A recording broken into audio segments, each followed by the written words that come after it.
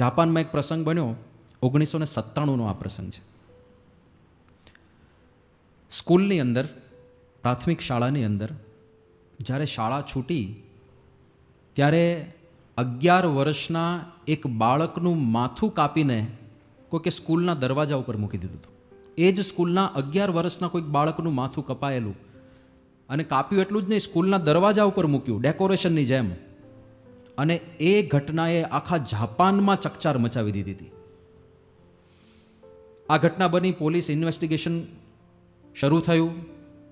બીજે દિવસે છાપામાં કોઈકે પત્ર મોકલ્યો.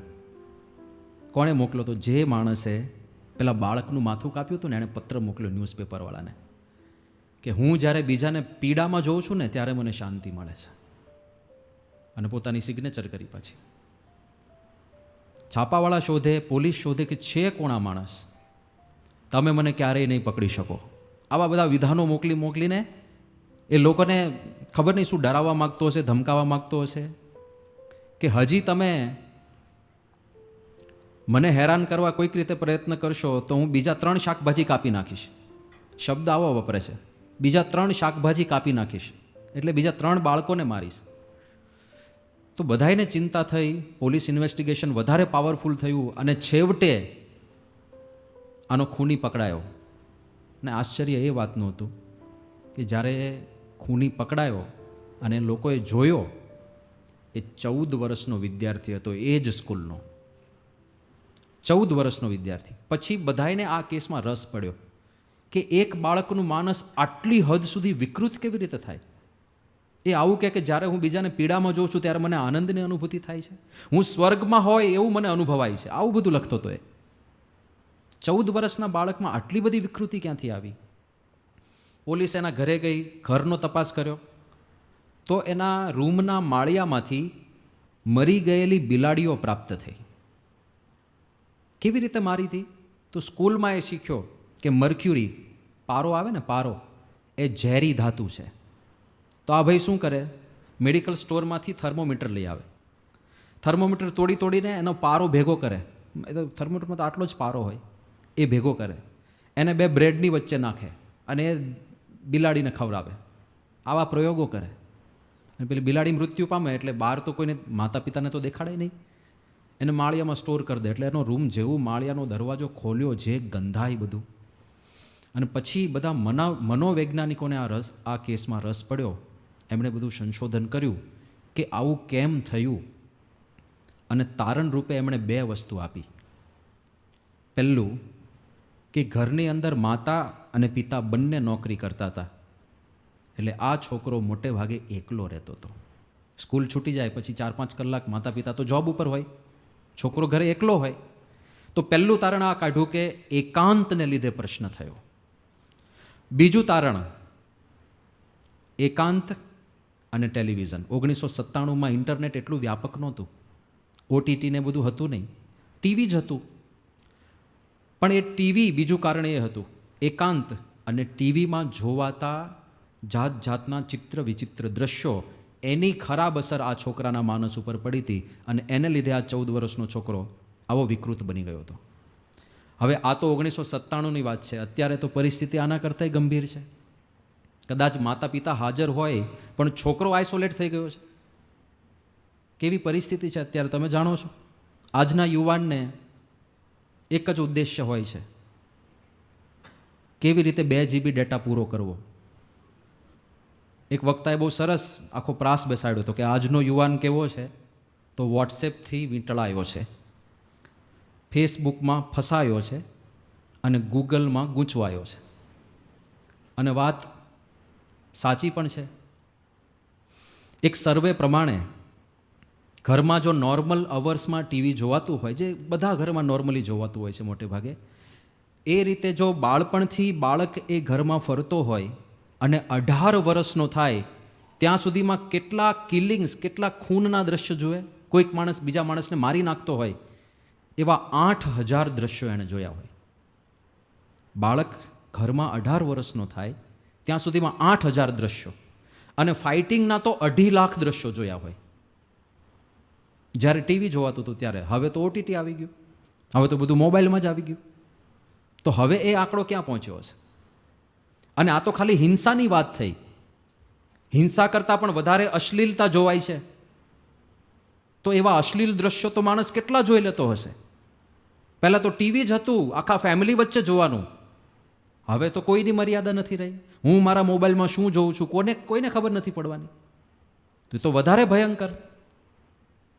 પહેલાં માણસની અંદર સારી અને ખરાબ બંને વૃત્તિઓ તો હતી જ, બંને પ્રકારની વૃત્તિઓ હતી. પણ ખરાબ વૃત્તિને વાતાવરણ ના મળે ને ત્યાં સુધી બહાર ના આવે. એવી જ રીતે સારી વૃત્તિને પણ સારું વાતાવરણ મળે, સત્સંગનું વાતાવરણ મળે, સારો યોગ મળે, સંગ મળે તો સારા ગુણો પણ અંદરથી પાંગરે. ખરાબ વાતાવરણ મળે તો ખરાબ ગુણો પાંગરે. પણ આપણી નેચરલ ટેન્ડન્સી, સાહજિક વલણ એ ખરાબ ઉપર હોય. જો વાતાવરણ મળે તો સહેજે સહેજે માણસ ઉતરતા ઢાળમાં ઉતરી જ જાય. અને એ આજે થઈ રહ્યું છે. ઇન્ટરનેટ છે, હાથમાં મોબાઈલ છે, એકલો પડે એટલે સીધું આમ જ્યાં જુઓ ત્યાં, બસ સ્ટોપ ઉપર જુઓ બધા પોતપોતાના મોબાઈલમાં, ટ્રેનની અંદર જુઓ બધા પોતપોતાના મોબાઈલમાં, કોઈ પણ જગ્યાએ એરપોર્ટમાં વેઇટિંગ કરતા હો બધા પોતપોતાના મોબાઈલમાં. કોઈ એકબીજાની સામે જોતા નથી. પહેલાં તો કેવું થતું મને યાદ છે, બસમાં ટ્રાવેલ કરતા હોય ને બે જણ, મોબાઈલ હતા નહીં ને તો શું કરે, બાજુવાળા ભાઈ સાથે ઓળખાણ કાઢે, તમારું ગામ કયું, તમારું નામ કયું. અને એ બસમાંથી અડધો કલાકની ચર્ચાને અંતે નીચે ઉતરે ને ત્યારે કોઈ પણ રીતે કાંઈક કનેક્શન સાધી લીધું હોય, કેવો તમે મારા સાઢુભાઈના ભાણે જ થાવ એટલે આપણે બે ભાઈ થઈએ, આવું કાંઈક ને કંઈક કનેક્શન કાઢી લીધું હોય. એ વસ્તુ પૂરી થઈ ગઈ. હવે વાર્તાલાપ જ નથી થતો. પરિવારના સભ્યોમાં પણ વાર્તાલાપ નથી થતો. જ્યારે આટલું ભયંકર વાતાવરણ આ ઇન્ટરનેટ અને બધી એપ્સથી થયું છે ત્યારે યુવાનો માટે કેટલો મોટો ખતરો છે. તો આ બધી ચેલેન્જીસ છે યુવાનોની સામે. ઉર્જા, સંવેદનશીલતા અને આટલા બધા વિઘ્નો. પ્રશ્ન એ છે કે આમાંથી બહાર કેવી રીતે નીકળી શકે યુવાન? કયા સિદ્ધાંતો છે જે અપનાવીએ તો યુવા પેઢીની રક્ષા થાય? પહેલો સિદ્ધાંત છે પર્પઝ. કોઈ ધ્યેય નથી. હેતુ હોય ને કોઈ માણસને યથાર્થ રૂપમાં, તો એને ખબર છે મારે શું કરવાનું છે, એ ખોટી દિશામાં ના વળે. ત્યાં સ્વામિનારાયણ ગુરુકુળ ચાલે છે ને સારંગપુરમાં, તો જે વિદ્યાર્થી હેતુ લઈને બેઠો હોય ને કે મારે 90થી વધારે ટકા લાવવા છે, મારે 95% લાવવા છે, તો આમ ઓફિશિયલ નિયમ એવો છે કે 11 વાગ્યા સુધી વાંચવાનું. જે 11th 12thમાં હોય, જે બોર્ડમાં હોય એને 11 વાગ્યા સુધી ફરજિયાત વાંચવાનું, એવો નિયમ છે. પછી ફ્રી, જ્યાં સુધી વાંચવું હોય ત્યાં સુધી વાંચવાનું. સૂઈ જવું હોય તો સૂઈ જવાય. તો 11 વાગે ખાલી 15થી 20% રીડિંગ રૂમ ખાલી થાય. બાકીના યુવકો સ્વજાગૃતિ જાતે, કારણ કે નક્કી કર્યું છે ને, પર્પસ છે, સારામાં સારું ભણવું છે, કંઈક કરી દેખાડવું છે, સારા માર્ક્સ લાવવા છે, એક ખાલી પર્પઝ હોય ને તો પર્પસથી બહુ મોટો ફેર પડી જાય છે. મહંત સ્વામી મહારાજને એક વખત પૂછવામાં આવ્યું હતું, જ્યારે વાત કરીને વચનામૃત અને યુવાનો એ વિષય ઉપર રિસર્ચ ચાલતું હતું, તો મહંત સ્વામી મહારાજને પૂછ્યું કે વચનામૃતમાં તો ઘણા બધા વિષયો છે, પ્રાપ્તિની વાત છે, રાજીપાની વાત છે, વૈરાગ્યની વાત છે, નિયમ ધર્મની વાત છે, સાંખ્ય વિચારની વાત છે, સંગ કુસંગની વાતો છે. તો એમાંથી યુવાનોએ એવી કઈ એક વાત અપનાવવી જોઈએ જેની પાછળ બધું આવે? એક જ મુદ્દો આપો જેની પાછળ બધું ખેંચાઈને આવશે. તો એ 30-32 વિષયોનું આખું લિસ્ટ મોકલ્યું હતું મહંત સાહેબ મહારાજને. એમાંથી એક એમને સિલેક્ટ કરવાનું કીધું હતું. એમણે એક જ સિલેક્ટ કર્યો, રાજીપાનો વિચાર, પર્પસ. એક લક્ષ્ય જો યુવાનોના મનમાં હોય, રાજીપાનો વિચાર, કે મારે સત્પુરુષને રાજી કરવા છે, એક પર્પસ છે, તો એ પર્પઝને અનુલક્ષીને જો માણસ આગળ વધે તો કોઈ જગ્યાએ ડિસ્ટ્રેક્ટ નહીં થાય. ઉમંગ ઝાટકિયા કરીને એક વિદ્યાર્થી અહીંયા મહાવિદ્યાલયમાં ભણતો હતો, એનું એજ્યુકેશન પૂરું થઈ ગયું, અત્યારે નાગપુરમાં એ આપણી સ્કૂલની અંદર શિક્ષક તરીકે ભણાવે છે. એણે સારંગપુર એક સંતને ફોન કરીને પ્રશ્ન પૂછ્યો કે સ્વામી, મારે મારા ફોનમાં ફાયરવોલ નખાવી છે, તો કેવી રીતે નખાવી શકાય? પર્પસ છે રાજી કરવાનો, તો આવો વિચાર આવે, બાકી આવો વિચાર આવે? મારે પણ આ કરવું છે કે મારો બહુ સમય બરબાદ થાય છે આની પાછળ. તો આ જાગૃતિ ક્યારે આવે? એક પર્પસ છે, મહંત સાહેબ મહારાજને મારે રાજી કરવા છે. એક ખાલી ડિસ્ટ્રેક્શન અવોઇડ કરે તો સમયના ઢગલા છે પાછા સામે, ફાયદામાં એટલું બધું છે. હમણાં યુવા તાલીમ કેન્દ્રના બધા યુવકો સાથે ગોષ્ઠી ચાલતી હતી, એમાં આ મુદ્દો નીકળ્યો તો એ લોકોએ વાત કરી કે સ્વામી, પહેલાં અમને એવું લાગતું હતું કે અમારી પાસે સમય જ નથી, પણ અહીંયા આવ્યા પછી ખબર પડી કે પુષ્કળ સમય છે, પણ મોબાઈલ બધો ખાઈ જાય છે. એટલે મોટી સમસ્યા છે. પણ એની સામે એક આ પર્પઝ હોય આપણી સામે તો વાંધો ના આવે. નિલેશ પટેલ નામનો આપણો એક યુવક ન્યૂજર્સીની અંદર રહે છે. હવે એ જ્યારે સ્ટ્રગલિંગ ટાઈમમાં હતો, થોડા વર્ષો પહેલાંની ઘટના છે, તો ત્યારે એક જૈન, વડોદરાના એક જૈન બંધુને ત્યાં સ્ટોર પર નોકરી કરતો હતો. અને અમેરિકામાં જે નાના મોટા સ્ટોર હોય એમાં મોટે ભાગે બધી વસ્તુઓ, બધી જીવન જરૂરિયાતની નાની મોટી ખાવા પીવાની મળતી હોય, કોલ્ડ ડ્રિંક્સ મળતા હોય, છાપા પણ ત્યાં જ મળતા હોય, અને સાથે સાથે લોટરીની ટિકિટો પણ મળતી હોય. અને લોટરી લોકો બહુ ખરીદતા હોય. $5-10 લોટરી આવે, રોજ એકવાર ભવિષ્ય નસીબ ટ્રાય કરવાની બધાની ઈચ્છા થઈ જાય. તો આ નિલેશ ત્યાં આગળ દુકાન સંભાળવા માટે ઊભો રહેતો હતો. એક અમેરિકન લેડી, લગભગ 65-70 વર્ષની ઉંમરના, એ રોજ આવે, છાપું લઈ જાય અને એકાદી લોટરીની ટિકિટ લઈ જાય, અને પછી 2-3 દિવસ થાય એટલે ટિકિટો આપે, જરા ચેક કરને એ કંઈ લાગી છે કે નહીં, એ કંઈ લાગી છે કે નહીં, એ કંઈ લાગી છે કે નહીં. એક દિવસે અમેરિકન લેડી આવ્યા, છાપું લીધું અને જે કાંઈ 2-3 ટિકિટો હતી એ ટિકિટો આપી કે જરા આ ચેક કરને, મને લોટરી લાગી છે કે નહીં. અને લોટરીની ટિકિટો આ છોકરાને આપીને એ લેડી બીજા દુકાનમાં ગયા કે હું થોડી વાર પછી આવું છું એમ કરીને, એ તો જતા રહ્યા. આ બાજુ પહેલાં છોકરાએ પહેલી ટિકિટ ચેક કરી, કાંઈ નહોતું. બીજી ટિકિટ ચેક કરી, કાંઈ નહોતું લાગ્યું. ત્રીજી ટિકિટ ચેક કરી, $3 મિલિયન લાગ્યા હતા. $3 મિલિયન એટલે $30 લાખ, એટલે લગભગ 22-23 કરોડ રૂપિયા થયા. હવે એકચ્યુઅલી લોટરીની ટિકિટ ઉપર જે માલિક હોય ને એને સિગ્નેચર કરવાનો હોય, પણ પેલા બેને સિગ્નેચર નહોતો કર્યો.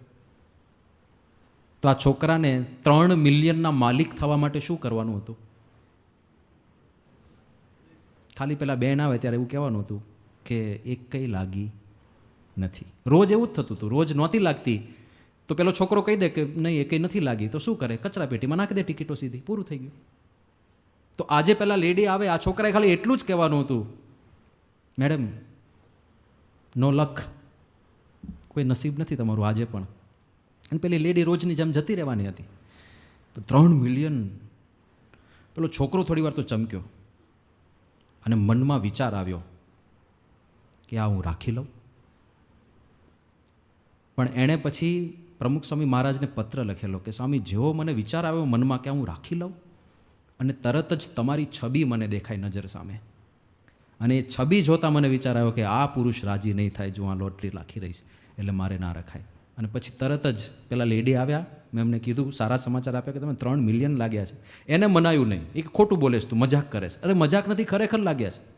તો બીજા 2 કસ્ટમર હતા, એને બોલાયા દુકાનમાંથી, જો ભાઈ લાગ્યા છે કે નહીં. પેલા બધા કે હા લાગ્યા છે, કોંગ્રેચ્યુલેશન્સ. ત્યારે તો પેલા બેનને મનાયું, 3 મિલિયન લાગ્યા, બહુ મોટો આંકડો કહેવાય. પણ પછી આ નિલેશ પત્ર લખે છે બાપાને કે બાપા, આવી બધી ઘટના તો બની, પણ મારે તમારી પાસેથી આશીર્વાદ એવા જોઈએ છે કે મને એક ક્ષણ માટે જે વિચાર આવી ગયો કે આ હું રાખી લઉં, એ વિચાર પણ ભવિષ્યમાં મને ન આવે, એવા મને આશીર્વાદ આપો. એક પર્પઝ સામે છે ને, એક લક્ષ્ય નક્કી કરીને બેઠા છે, સત્પુરુષને રાજી કરવા છે, તો કોઈ આટલું મોટું પ્રલોભન જે માણસને આકર્ષી ના શકતું હોય, એને નાના મોટા પ્રલોભન તો ક્યાંથી આકર્ષી શકે. એટલે પહેલું સમાધાન આપણને આ દેખાય છે. બીજું એ દેખાય છે કે જાગૃતિનો અભાવ છે, અવેરનેસ નથી. જ્ઞાન છે, ખબર છે સોશિયલ મીડિયા ખતરનાક છે, ખબર છે ટાઈમ બગડે છે, ખબર છે દિવસના અંતે કાંઈ મળતું નથી, 4 કલાક જતા રહ્યા, પણ હાથમાં શું આવ્યું? કાંઈ નહીં. જ્ઞાન બધું છે, પણ જાગૃતિ નથી, અવેરનેસ નથી, કંટ્રોલ નથી રહેતો. તો એનું શું સમાધાન છે? કૃષ્ણ ભગવાન, જ્ઞાની પણ પ્રકૃતિ સરખું આચરણ કરે છે. ખબર હોય તો એ સ્વભાવને લીધે લેવાઈ જવાય. તો શ્રીજી મહારાજને પરમહંસોએ આ પ્રશ્ન પૂછ્યો છે કે આ પ્રકૃતિ સરખું આચરણ થઈ જાય છે, એમાંથી પાછું કેવી રીતે વળાય? મધ્યનું 37મું વચનામૃત. તો ત્યારે શ્રીજી મહારાજ શું વાત કરે છે કે પછી મુનિ મંડળ તેણે વિચારીને જોયું, પણ શ્રીજી મહારાજના પ્રશ્નનો ઉત્તર નથી થયો. મહારાજે પોતે જ પ્રશ્ન ઉપાડ્યો છે. પછી મહારાજ જવાબ આપે છે કે એનો ઉત્તર એમ છે, જે એ સ્વભાવ મૂક્યા સારું જે સત્પુરુષ ઉપદેશ કરતા હોય તેના વચનને વિશે અતિશય વિશ્વાસ હોય, અને ઉપદેશના કરનારાની ઉપર સાંભળનારાને અતિશય પ્રીતિ હોય અને ઉપદેશનો કરનારો હોય તે ગમે તેવા દુઃખવીને કઠણ વચન કહે તો પણ તેને હિતકારી જ માનતો જાય તો સ્વાભાવિક જે પ્રકૃતિ છે તે પણ નાશ થઈ જાય છે. એની વિના બીજો કોઈ ઉપાય નથી. એક બહુ અદ્ભુત સમાધાન શ્રીજી મહારાજ આપે છે. પ્રશ્ન એ છે, આ યુવાનો પાછા વળશે આ વાતાવરણમાંથી? એ પોતાની જાત ઉપર સંયમ સાધી શકશે? શું કોઈ આશાની કિરણ છે? હા છે. શું? કે કોઈક એક સત્પુરુષમાં પહેલાં તો એને હેત હોવું જોઈએ. હેત હોય તો એની વાતમાં નહીં. આટલું જ છે. હવે આ દુનિયાના બધા માણસોને તો ક્યાં સત્પુરુષ આપવા જઈએ અને એમ કંઈ માની લેવા નથી, પણ એક સાચા માર્ગદર્શક જોઈએ જેમાં એને પ્રીતિ હોય. લવ એન્ડ ગાઈડન્સ આ પહેલો ઉપાય છે. લવ એટલે યુવાનોને પ્રેમ નહીં, યુવાનોને એના પ્રત્યે પ્રેમ હોવો જોઈએ. એટલા માટે જ આપણા ચાણક્ય નીતિમાં ચાણક્યજીએ શું કીધું? પ્રાપ્તે તું 16 વર્ષે પુત્રમ મિત્રવદાચરેત.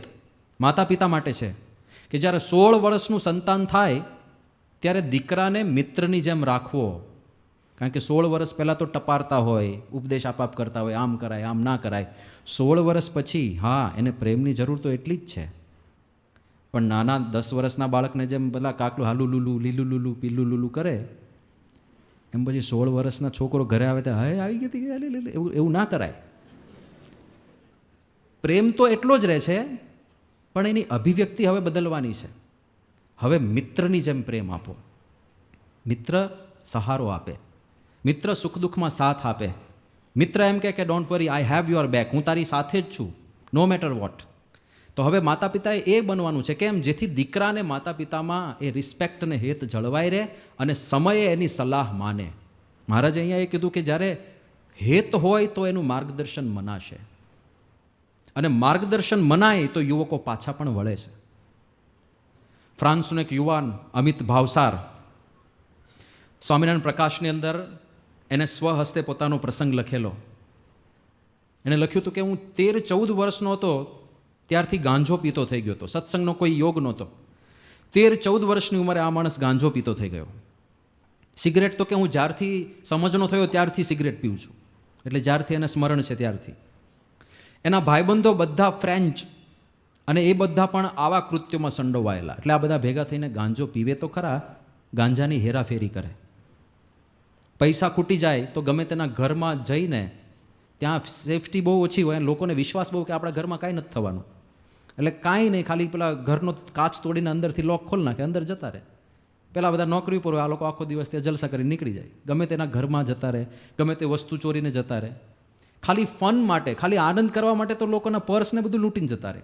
ખાલી ચેલેન્જ, શરત નાખી હોય કે ભાઈ તું આ પર્સ તું ચોરી શકે? કે હા તું, હું ના ચોરી શકું. ના ના હું ચોરી દઉં, બોલ. હા તો ચોરી દે. એવી રીતે ચોરી કરી નાખે. ઘણીવાર ગાંજાની હેરાફેરીમાં પોલીસ સાથે પણ ટકરામણ થાય. આ લોકો ગન રાખે, પોલીસ સાથે ફાયરિંગ થયેલું, કેટલી વાર જેલમાં ગયેલો. પાછા ગાંજાની હેરાફેરી હોય એટલે બધી ગેંગ હોય જુદી જુદી, એક જ ગેંગ બધું ના કરતી હોય. અંદર અંદર ગેંગ વોર પણ થાય, એમાં પણ ફાયરિંગ થાય, એમાં પણ આ માણસે ભાગ લીધેલો. એટલે ગેંગસ્ટર જેવો માણસ. પણ એના માતૃશ્રીને ઈચ્છા કે અમિત કોઈક રીતે સુધરે, કારણ કે 3-4 દિવસે તો ઘરે આવે, બાકી તો ફ્રાન્સની ગલીઓમાં ગાંજો પીને ક્યાંક પડી ગયો હોય, ઘરે જ ના આવે, ગમે ત્યાં પડ્યો હોય. એટલે એની માતાએ એક સત્સંગી બહેનને કહી રાખ્યું હતું કે તમારા પ્રમુખ સ્વામીજી અહીંયા આવે પેરિસમાં, કે તો એમનું વિચરણ તો ચાલુ હોય છે, આવે પણ ખરા. તો કે આવે તો મને સંદેશ આપજો ને, મારા અમિતના લઈ જાઓ ત્યાં. તો 2000ના વર્ષે, 2000ની સાલમાં બાપા ત્યાં ગયા હતા અને એના માતૃશ્રી અમિતને લઈને ત્યાં આવ્યા બાપા પાસે. હવે ત્યાં પેરિસમાં તો આપણું મંદિર ત્યારે નહોતું, અત્યારે બની રહ્યું છે. એક સભા મંડપ રાખેલો, ત્યાં આગળ સ્વામી બાપાની પૂજા હતી અને માતૃશ્રી લઈને આવ્યા. હવે માતૃશ્રી તો જઈ ના શકે, એટલે અમિત ત્યાં એમને અતડો ફરતો હતો, કારણ કે આ તો ગેંગસ્ટર માણસ અને આ બાજુ બધા તિલક ચાંદલાવાળા,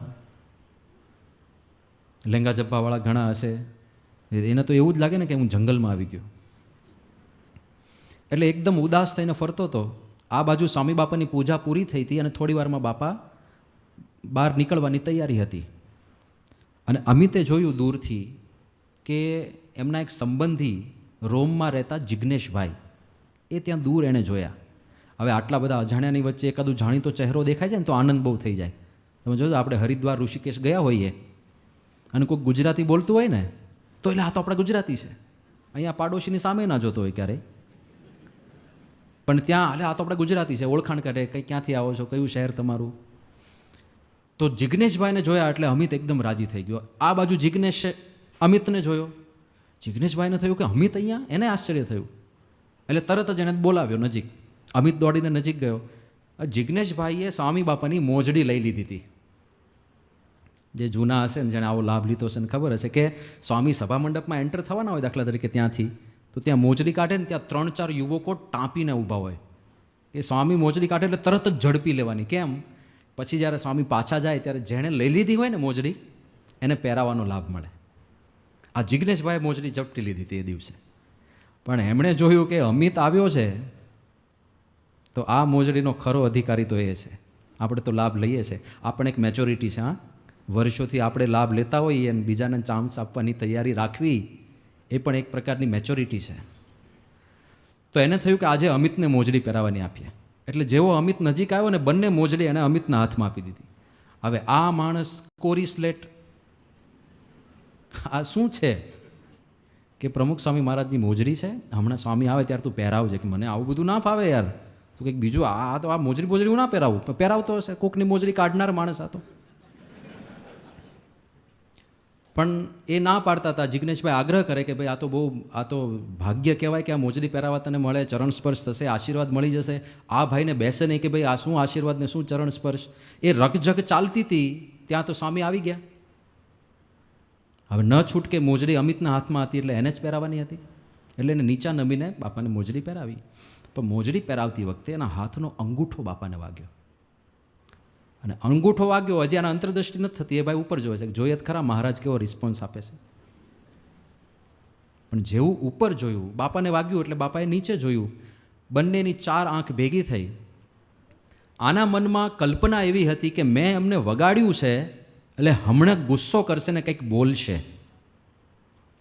પણ સ્વામીએ નીચે જોયું, તરત હસ્યા બાપા અને આશીર્વાદનો ધબ્બો માર્યો અને સ્વામી સીધા નીકળી ગયા. આટલી જ ઘટના બની છે. પણ એને લખ્યું છે પ્રકાશમાં કે મેં વિચાર કર્યો હતો કે હમણાં ગુસ્સે થશે, કારણ કે અત્યાર સુધીની જિંદગીમાં આવા માણસ ક્યારેય નથી જોયા કે જેને નુકસાન પહોંચાડ્યું હોય અને સામે આશીર્વાદ આપ્યા હોય. બાકી તો વર્ષો જૂની ફ્રેન્ડશીપ હોય પણ એકવાર ભૂલથી કંઈક નુકસાન પહોંચી ગયું હોય ને તો કાયમની દુશ્મનાવટ થઈ જાય. એને લખ્યું કે એ વખતે મને પ્રમુખ સ્વામી મહારાજ પ્રત્યે હેતનો ઉભરો આવી ગયો. એટલે પછી તરત જ હું એમને મળવા ગયો, તરત જ મેં કંઠી પહેરી લીધી અને એ જ ક્ષણે એમની ઉપસ્થિતિમાં મેં દારૂ, ગાંજો, જે કાંઈ મારી અંદર દૂષણો હતા, ચોરી, લૂંટફાટ, બધું એમની ઉપસ્થિતિમાં મૂકી દીધું. કે ત્યાર પછી મારા મિત્રો મને, કારણ કે મિત્રો તો બધા જ હતા, મિત્રો આવતા કે ચાલ અમિત જઈએ, ચાલ અમિત જઈએ. મારી પાસે એક જ જવાબ હતો, હાથ જોડીને જય સ્વામિનારાયણ. પછી મેં ક્યારેય એ રસ્તો લીધો નથી. હેત અને માર્ગદર્શન, જો યોગ્ય જગ્યાએ હેત થયું, શ્રીજી મહારાજે જે વાત કરી છે, તો આ શક્ય છે. આ તો સત્પુરુષની વાત થઈ. કોઈક સારા મિત્રમાં હેત હોય તો એ મિત્રનું માર્ગદર્શન પણ મનાય. માતા પિતામાં આવું હેત હોય તો માતા પિતાનું પણ મનાય. પણ સામે એવું પાત્ર હોય જે આદર્શ રૂપ હોય, ત્યાં જો હેત થઈ ગયું તો પોસિબલ છે એ યુવાનો પાછા વળે અને એમની વાત પણ એમને મનાય. એટલે હેત અને માર્ગદર્શન. શ્રીમદ ભગવદ્ ગીતામાં આમ જોઈએ તો એવું જ થયું છે. અર્જુન યુવાન છે, ઉર્જાથી આમ ભરેલા છે. અને શરૂઆતમાં જ્યારે યુદ્ધ શરૂ થયું ત્યારે સૌથી વધારે જોશ ને ઉત્સાહ અર્જુને બતાવ્યો છે. વર્ણન લખે છે ગીતામાં, કૃષ્ણ ભગવાનને કીધું ને કે સેનયોર ઉભયોર મધ્ય રથમ સ્થાપય મેચ્યુત, 2 સેનાની વચ્ચે મારો રથ સ્થાપી દો. એ અર્જુને કેવી રીતે કીધું છે? ધનુરુદ્યમ્ય, ધનુષ ઊંચું કરીને તો કીધું છે. કેટલો ઉત્સાહ હશે, 2 સેનાની વચ્ચે રથ લઈ લો, ધનુષ આગળ કરીને. પણ એ જ ધનુષ જ્યારે હાથમાંથી સરી પડ્યું, જ્યારે અર્જુન રથની પાછળ જઈને બેસી ગયા, મારે નથી લડવું, ત્યારે કૃષ્ણ ભગવાન ઊભા હતા, જેમના પ્રત્યે એને હેત પણ હતું, આદર પણ હતો અને આ બાજુ યથાર્થ માર્ગદર્શક પણ હતા. તો વાંધો ના આવ્યો. તો એવા સત્પુરુષમાં પ્રીતિ થાય તો યુવાનો પાછા વળે. એક ઉપાય એ છે. એની સાથે સાથે બીજો ઉપાય છે મોટિવેશન. અને એવા મોટિવેટેડ યુવાનો ગમે તે પરિસ્થિતિમાં પાછા નથી ફરતા. વચનામૃત ઉપર જ્યારે સંશોધન ચાલતું હતું યુવાનો સંબંધી, તો બધા યુવકો પાસે એક ક્વેશ્ચનરી આપણે મોકલી હતી, પ્રસંગો મંગાવ્યા હતા. એમાં લોસ એન્જલસથી મેહુલ ઉપાધ્યાય નામના એક યુવકે પોતાનો પ્રસંગ લખીને મોકલ્યો હતો. એણે કીધું કે હું વિદ્યાનગર છાત્રાલયમાં ભણતો હતો ત્યારે મને સત્સંગનો યોગ થયો. એની પહેલાં મારો કોઈ ટચ નહોતો અને ત્યાં જ વચનામૃત વાંચવાની શરૂઆત કરી અને ત્યારથી વચનામૃત વાંચવું એક રૂટીન ક્રમ બની ગયો મારો. પછી 2003ની અંદર મારું ભણવાનું પૂરું થયું, હું વડોદરા ગયો અને નોકરી શોધતો હતો. એ દરમિયાન એક દિવસ મને સખત તાવ આવ્યો. 2-3 દિવસ સુધી તાવ ઉતરવાનું નામ ના લે. હોસ્પિટલે ગયા, ડૉક્ટરે ડાયગ્નોસિસ કર્યું કે ટાઇફોઇડ છે. એટલે એની બધી દવાઓ ચાલુ થઈ, ઈલાજ ચાલતો હતો, પણ હજુ તાવ ઉતરતો નહોતો.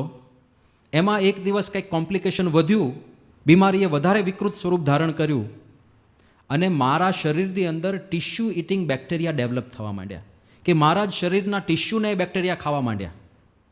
એટલે આખા શરીરમાં બધી વિકૃત અનુભૂતિઓ થવા લાગી. મારા આંતરડું જે હતું એ આંતરડાને બેક્ટેરિયા ખાવા લાગ્યા અને એ આંતરડાની અંદરની દિવાલમાંથી બ્લીડિંગ થવા લાગ્યું. એટલે મને લોહીની ઉલટીઓ થાય અને ઝાડામાં પણ લોહી નીકળે. અને એવી ગંભીર પરિસ્થિતિ હતી કે એક વખત તો ડૉક્ટરે એક જ દિવસની અંદર 25 બોટલ પ્લાઝમા અને 70 બોટલ ફ્રેશ બ્લડ મંગાવ્યું. એટલું મને ચડાવવાનું હતું, 70 બોટલ લોહી ચડાવવાનું થયું. એટલી ભયંકર પરિસ્થિતિ. એ કે હું હલી ના શકું, એટલી અશક્તિ, પડખું ફેરવવાની ઈચ્છા ના થાય. અને પથારીમાં એક જ અવસ્થામાં હું પડ્યો રહેતો હતો. એટલે મારી પાછળ જે પીઠની ચામડી હતી એ ચામડી પણ વિકૃત થઈ ગઈ, એમાંથી ચીકણું પ્રવાહી નીકળવા માંડ્યું, ભયંકર ખજવાળ આવે અને હું ખજવાળી ના શકું. એણે કીધું કે મારા ગળાની અંદર એટલું સ્વેલિંગ, એટલો સોજો હતો કે જ્યુસ મારે પીવું હોય, જમી તો શકતો જ નહોતો, પણ જ્યુસ પીવું હોય ચમચી તો પણ ભયંકર વેદના થાય. એટલે એણે એક શબ્દમાં છેલ્લે લખ્યું હતું કે જીવતા જીવ જો નરકની અનુભૂતિ કરવી હોય કોઈને, તો આ બીમારી એવી હતી કે જેમાં નરકની અનુભૂતિ થઈ હતી મને. હવે એકદમ ભયંકર પીડાથી એ માણસ પીડાતો હતો, આઈસીયુની અંદર એડમિટ હતો. અને એ પરિસ્થિતિમાં એક દિવસે અર્ધ બેભાન જેવી અવસ્થામાં હતો અને ત્યાં 4-5 ડૉક્ટરો ચર્ચા કરતા હતા. ડૉક્ટરોને એમ કે આ સૂતો છે, બેભાન અવસ્થામાં છે, પણ આ સાંભળતો હતો. એમાં એક ડૉક્ટર, જે મુખ્ય ડૉક્ટર હતા, એવું બોલ્યા કે અત્યાર સુધીમાં આવા 5 કેસ આપણી પાસે આવ્યા છે અને 5માંથી એક પણ દર્દી બચી શક્યો નથી. એ આ મેહુલે સાંભળ્યું. માણસ કેટલો ડિપ્રેસ થઈ જાય. આ કોરોનામાં અમુક તો ગભરાઈને ગયા છે. હોસ્પિટલમાં બધા એક સાથે એડમિટ થયેલા હોય, જોવે કે ભાઈ ડાબી બાજુવાળા ગયા, જમણી બાજુવાળા ગયા, હવે આ કાલે આપણો જ વારો છે. કાંઈ જાજુ ના થયું હોય તો માનસિક રીતે ભાંગીને જતા રહેતા હોય છે. તો ડૉક્ટરે એવું જ્યારે કીધું કે 5 કેસ આવ્યા છે અને એમાંથી એક પણ બચ્યો નથી, એટલે કોઈ પણ માણસ ડિપ્રેશનમાં આવી જાય ને કે હવે જિંદગી પૂરી થઈ ગઈ. અને આ હજી તો યુવાની શરૂ થઈ છે, હમણાં તો કોલેજ પૂરી કરી, હવે તો શરૂ થાય છે બધું. એમાં આવા સમાચાર આવ્યા. પણ મેહુલે એવું લખ્યું હતું કે આ પરિસ્થિતિમાં પણ મને લેશ માત્ર ચિંતા ના થઈ. એનું કારણ છે વચનામૃત. મોટિવેશન ગમે ત્યાંથી મળી શકે. સારું શાસ્ત્ર વાંચો, એમાંથી પણ તમે મોટિવેટેડ થાઓ. તો કે વચનામૃત, કે હું જ્યારે બીમાર પડ્યો, આઈસીયુમાં મને ખસેડવામાં આવ્યો, ત્યારે મેં મારા ફાધરને કીધું હતું કે વચનામૃત મારા માટે લઈ આવજો. એ લઈ આવ્યા, પણ સ્ટાફે એવું કીધું કે ભાઈ આઈસીયુમાં બુક્સ અલાઉડ નથી. એટલે પછી મારા પિતાશ્રી એવું પૂછ્યું કે બુક્સ નહીં તો કાંઈ નહીં, થોડા પેજીસ હું લઈ જઈ શકું? તો કે હા, એનો વાંધો નહીં, એ આપણે બધી પ્રોસેસ કરીને એને સ્ટરીલાઇઝ કરીને લઈ જવા દઈશું. તો આણે કીધું કે મેં સિલેક્ટેડ વચનામૃત મારા ફાધરને કીધા કે મને મધ્યનું 13મું, પ્રથમ 27, પ્રથમ 18, અંત્ય 2, આ 4 વચનામૃતની પ્રિન્ટઆઉટ કાઢીને આપી જાઉં, હું આ 4 વાંચે રાખીશ. તો આ તો પહેલાં તો વચનામૃતમાં આટલી રુચિ હોય તો આ બધા યાદ હોય, બાકી તો મધ્ય 13 શું હશે ખબર નહીં, કંઈક હશે કંઈક. અને ખબર હતી કે મારે કયા વચનામૃત અત્યારે જોઈએ છે. તો એ 4 વચનામૃતની પ્રિન્ટ એના ફાધર એને અંદર આપી અને એને કીધું કે જ્યારે હું મધ્યનું 13મું વાંચતો હતો, એ મધ્યના 13મા વચનામૃતની ભૂમિકામાં શ્રીજી મહારાજ પોતાની સ્થિતિની વાત કરે છે. એમાં શ્રીજી મહારાજ એવું કહે છે કે મારે સહજ સ્વભાવે એમ વર્તે છે, જે શ્રીજી મહારાજ પોતાની સ્થિતિની વાત કરે છે કે આ સંસારને વિશે જે અતિરૂડો શબ્દ, અતિરૂડો સ્પર્શ, અતિરૂડો ગંધ તથા અતિરૂડો રસ તથા અતિરૂડું રૂપ, એ જે પંચ વિષય, તેમાં હું મારા મનને બાંધવાને ઈચ્છું તો પણ નથી બંધાતું ને એમાં અતિશય ઉદાસ રહે છે. અને એ જે સારા પંચ વિષય તથા નરસા પંચ વિષય એ બેય સમ વર્તે છે. અને રાજા તથા રંક તે પણ સમ વર્તે છે. શ્રીજી મહારાજને કેવી સમતા છે એની વાત છે કે મહારાજ કે સામે રાજા આવે કે રંક આવે મારા માટે સમ છે. પછી મહારાજ કહે છે ત્રિલોકીનું રાજ્ય કરવું તથા ઠીકરું લઈને માંગી ખાવું એ પણ સમ વર્તે છે. અને હાથીને હોદે બેસવું તથા પગપાળા ચાલવું તે પણ સમ વર્તે છે. અને કોઈક ચંદન તથા પુષ્પ તથા સારા વસ્ત્ર તથા ઘરેણાં ચડાવે તથા ધૂળ નાખે એ બંને સમ વર્તે છે. અને કોઈક માન આપે તથા કોઈક અપમાન કરે તે બે પણ સમ વર્તે છે. તથા સોનું, રૂપું, હીરો તથા કચરો તે બે પણ સમ વર્તે છે. અને આ હરિભક્ત બહુ મોટો છે અને આ હરિભક્ત નાનો છે એમ પણ નથી જણાતું. બધા હરિભક્ત સરખા જણાય છે. અને મારા અંતઃકરણને વિશે તીવ્ર વૈરાગ્ય વર્તે છે તેનો પણ ભાર નથી જણાતો. અને મારે વિશે સદ્ધર્મ છે તેનો પણ ભાર નથી જણાતો. તથા મારે વિશે જ્ઞાન છે જે હું બ્રહ્મ છું તેનો પણ ભાર નથી જણાતો. આ શબ્દ એણે વાંચ્યા અને તરત હવે આ શબ્દને આની બીમારીને આમ કંઈ સંબંધ દેખાતો નથી, પણ એને વિચાર શું આવ્યો કે આ મારા ઈષ્ટદેવ છે. ત્રિલોકીનું રાજ્ય કરવું અને ઠીકરું લઈને માગી ખાવું એ બંને સમાન છે. એ મારા ઈષ્ટદેવ છે, જેમને ધર્મનો ભાર નથી, જેમને જ્ઞાનનો ભાર નથી, વૈરાગ્ય ભક્તિનો કોઈ ભાર નથી. એવા ઈષ્ટદેવનો જ્યારે હું ભક્ત છું અને મને થોડી અમથી શરીરમાં બીમારી આવી છે, એનો ભાર રાખીને હું દુઃખી થાવ તો મારું ભક્તપણું લાજે. આવો વિચાર આવ્યો સ્વામી. ત્યારથી આ એક જ વચનામૃતે મને એટલી બધી આંતરિક રીતે શક્તિ આપી દીધી, પછી મને કોઈ બીક જ નહોતી. જે શરીરનું થવું હોય તે થાય, ભગવાન અને સંત મળ્યા છે, મને કોઈ વસ્તુનો ભાર નહોતો. તો આ બાજુ ડૉક્ટર ચર્ચા કરે છે કે કદાચ આ છોકરો પણ મૃત્યુ પામશે, કારણ કે 5 કેસ આવ્યા, એ બધા ખલાસ થઈ ગયા છે. તો આને લેશ માત્ર ચિંતા નહોતી થઈ. મોટિવેશન, યોગ્ય જગ્યાએથી જો સાચું મોટિવેશન પ્રાપ્ત થયું હોય તો ક્યારેય વાંધો ના આવે. એટલે એ બહુ અગત્યની વસ્તુ છે. આ જ પુસ્તક દરમિયાન બીજો એક પ્રસંગ આવેલો. જયમીન પટેલ, તિથલ પાસે ભૂમા પારડી ગામ, ત્યાંનો આ વિદ્યાર્થી, એણે લખ્યું હતું કે 2017માં મને DDIT નડિયાદમાં એડમિશન મળ્યું. હવે DDIT નડિયાદમાં એડમિશન ઘણા બધા એનું સ્વપ્ન હોય છે કે આ કોલેજમાં મને એન્જિનિયરિંગમાં એડમિશન મળે. બહુ સારી કોલેજ કહેવાય છે.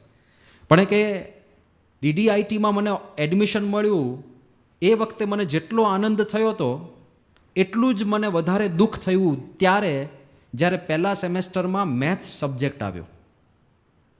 જે એન્જિનિયરિંગ કર્યું હશે ને બધાને ખબર હશે કે 3 કિલ્લા પાર કરવાના હોય છે. મેથ્સ 1, મેથ્સ 2 અને મેથ્સ 3. અત્યારે આવે છે કે નહીં ખબર નહીં, અમારા વખતમાં 3 કિલ્લા હતા. આવે છે ને, બેઠા છે કિલ્લા પાર કરેલા કે કરવાવાળા બેઠા છે. તો આણે કીધું કે એક તો મને પહેલેથી ગણિતમાં ગતાગમ ના પડે અને મેથ્સ 1 આવીને ઊભું રહ્યું. અને એકવાર માણસ મનથી હારી ગયો ને પછી એ લડાઈમાં કંઈ ઉકાળે નહીં. કે પહેલા જ સેમેસ્ટરમાં એટીકેટી આવીને ઊભી રહી, મેથેમેટિક્સમાં ફેલ. હવે કોલેજમાં ટર્મ તમે કન્ટિન્યુ રાખી શકો, અલાઉ ટુ કીપ ટર્મ એટીકેટી. એટલે બીજા સેમેસ્ટરમાં અભ્યાસ તો ચાલુ થઈ ગયો, પણ જેમ ભૂત વળગે ને એમ પેલી એટીકેટી વળગે. સતત ચિંતા રહે, કારણ કે બીજા સેમેસ્ટરના જે 5 કે 6 સબ્જેક્ટો હોય એ તો ક્લિયર કરવાના જ, પણ પેલું પૂછડું લબડે છે ને એ વધારે ભારરૂપ લાગે મેથ્સ 1નું. એટલે એટલું ટેન્શન. બીજી વાર પરીક્ષા આપી એટીકેટીની, ફરીથી ફેલ થયો મેથ્સ 1માં. અને 2 વાર થયું એટલે હવે એને 1 વર્ષ ફેલ, હવે પ્રોપર ફેલ થયો, 1 વર્ષ બગડ્યું. અને કે હું એટલો ઉદાસ થઈ ગયો હતો, કારણ કે હજી તો મેથ્સ 1 હતું. હવે 1માં જ આ હાલત હોય તો 2, 3માં તો આપણું શું થશે? એટલે ભલે DDITમાં ચાન્સ લાગ્યો પણ આપણું કેરિયર બરબાદ, હવે કશું જ થવાનું નથી. અને કે આવી એક મેન્ટાલિટીથી મારી, હું હારીને થાકીને બેસી ગયો હતો કે એન્જિનિયરિંગ આપણા માટે નથી. એવા સંજોગોમાં હું એક દિવસ નિયમનું વાંચતો હતો અને મધ્યનું 33મું વચનામૃત મારે વાંચવામાં આવ્યું, જે હું રૂટીનમાં વાંચતો જ હતો. એમાં શબ્દો હતા, મનુષ્ય દેહે કરીને ન થાય એવું શું છે, જે નિત્ય અભ્યાસ રાખીને કરે તે થાય. એણે કીધું કે આ શબ્દ પહેલાં પણ મેં ઘણીવાર વાંચેલા, પણ આ વખતે મને એ જુદા લાગ્યા. આ વખતે મને કંઈક જુદી પ્રેરણા આપી ગયા. એમાં મહારાજે દ્રષ્ટાંત આપ્યું છે કે પથ્થર ઉપર કોમળ દોરડું ફરે. હવે દોરડું તો સૂતરનું બનેલું હોય ને, તો એ પથ્થરમાં કાપો પાડે. જો નિત્ય અભ્યાસ હોય તો પથ્થરામાં કાપો પડે. તો મારું મેથ્સ 1 ક્લિયર ના થાય કે મને ફરીથી એટલી પ્રેરણા મળી ગઈ. તો મારું એ જે ડ્રોપવાળું યર હતું પૂરું થયું અને બીજા સેમેસ્ટરથી મેં બરાબર મહેનત કરી. તો એ વખતે મેથ્સ 1 ક્લિયર થઈ ગયું અને એ સેમેસ્ટરનું મેથ્સ 2 એ પહેલાં ધડાકે ક્લિયર કરી નાખ્યું. પણ આ વચનામૃતના ખાલી શબ્દો એણે મને પ્રેરિત કરી દીધો. તો મોટિવેશન કોઈ પણ જગ્યાએથી મળે. અમે એક વખત મુંબઈ જતા હતા, ટ્રેનમાં એક છોકરો મળ્યો, ઉત્તર પ્રદેશનો હતો, વિનીત યાદવ કરીને.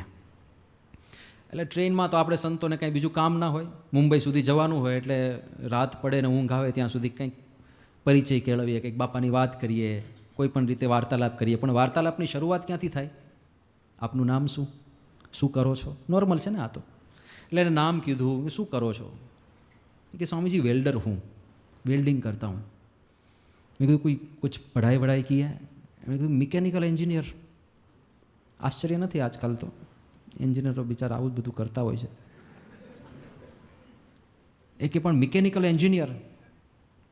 એટલે મને ખબર હતી સમાજમાં જે સમસ્યા છે બેકારીની, કે માણસ એન્જિનિયર થયો હોય પછી નાનું કામ કરી ના શકે.